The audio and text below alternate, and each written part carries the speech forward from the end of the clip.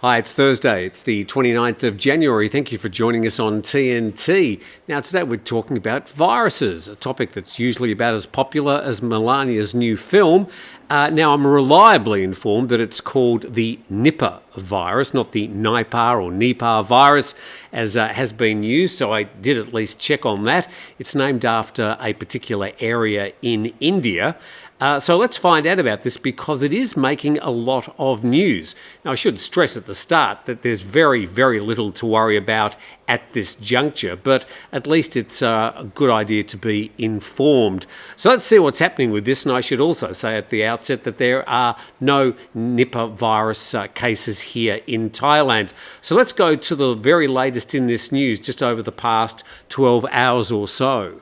And we start with a bit of a view from 35,000 feet. This from the BBC. It says Nipah virus outbreak in India triggers Asia export screenings. An image we sort of got quite used to during COVID as we started travelling again. It looks like we might have to get used to seeing these screening points a little bit more often in the future. And this outbreak of the Nipah virus is in India's West Bengal state, and it's introduced some tightening screening measures at airports. Thailand started screening passengers at 3 airports that receive flights from West Bengal. Nepal's also been screening arrivals at Kathmandu. And 2 cases have been confirmed in West Bengal since December, and some 196 people who were in contact with them have been traced and tested negative for the virus. I suppose the frightening part of the story is the virus can spread from animals to humans. It's a zoonotic virus.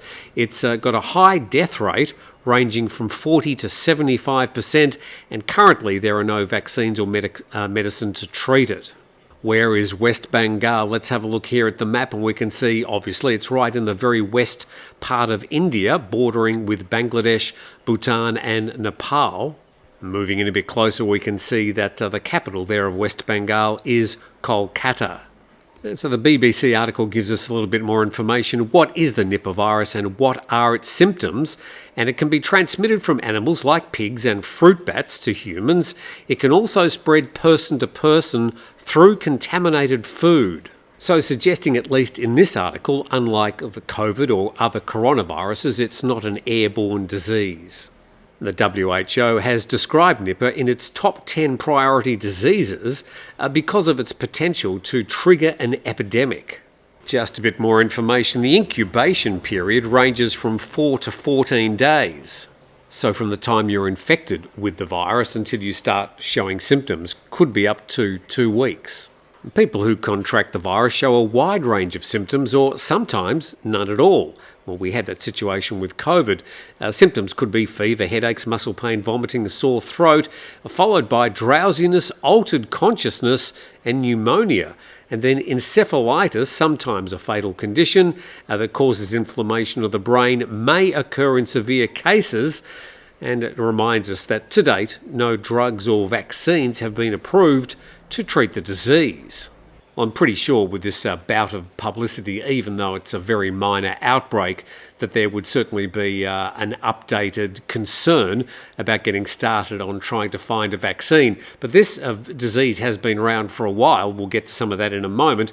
So you would imagine that there would have already been some preliminary research into finding a vaccine. So where were the past outbreaks? And the BBC reports that the first recognised Nipah outbreak was in 1998 among pig farmers in Malaysia, later spreading to neighbouring Singapore. In that case, 100 people died, 1 million pigs culled in an effort to contain the virus. And Bangladesh has borne the brunt in recent years, with more than 100 people dying of Nipah since 2001. And then more recently, the southern state of Kerala in India has been a Nipah hotspot.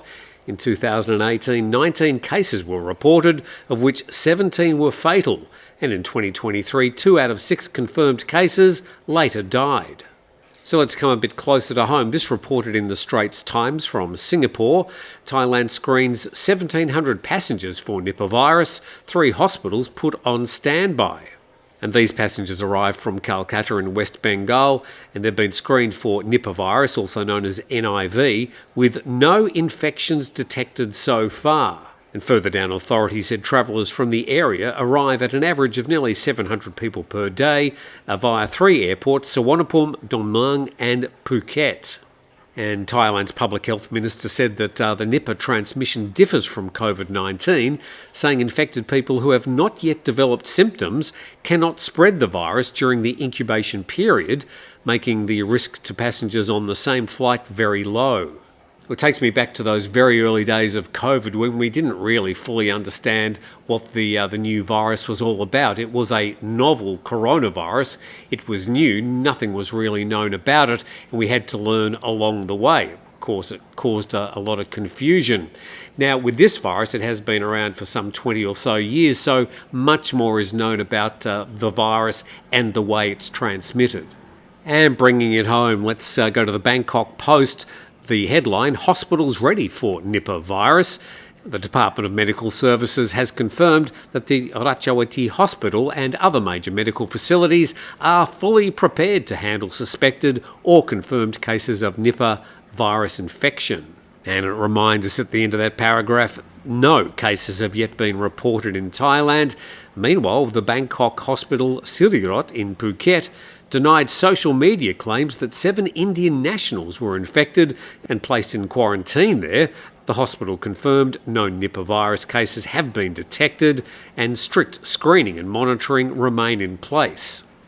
Just speaking to some people in Phuket yesterday, noting that at a couple of the universities, some of the students starting to be seen wearing face masks again. Thais do love a good virus, a bit of overreaction. That's something that you'd often see in Thailand.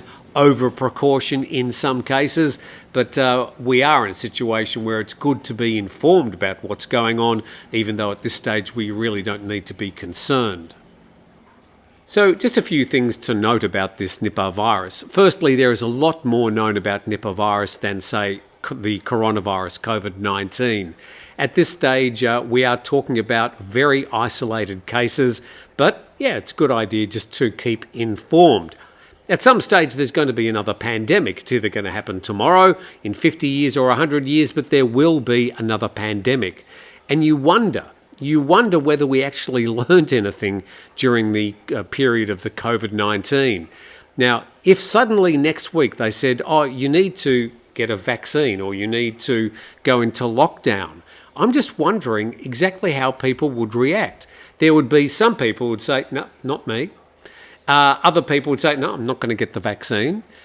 And then they'd also have a look at the current prediction on death rates, which is 40 to 75%. I mean, that would be refined as we would move forward if there was to be any sort of outbreak. With the coronavirus, it started around about 2% and it lessened over the years. But I just wonder whether we actually learnt anything during the COVID-19 virus and how exactly people would react if there were threats of lockdowns or the idea of needing a vaccine to avoid it. Have a think about that, but we'll follow the story if it needs following, and there is no need to be concerned at the moment, but we will, as promised, follow it if there is a need to pass on any further information. Thanks for watching today, and we'll come back probably later today talking about the election. Thanks for watching.